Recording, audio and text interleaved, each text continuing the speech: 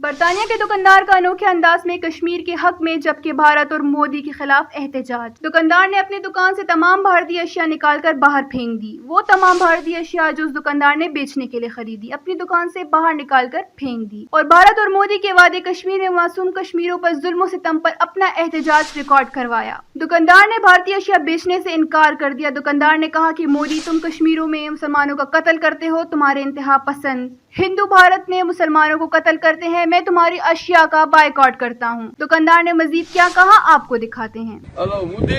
Look, your chili. We import chili from India, but why not stop it? Because you are a racist. You kill Muslim in Kashmir.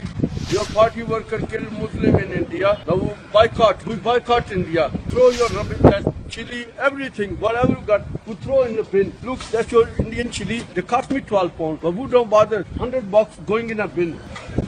On your look, India. Indian chili, Indian local.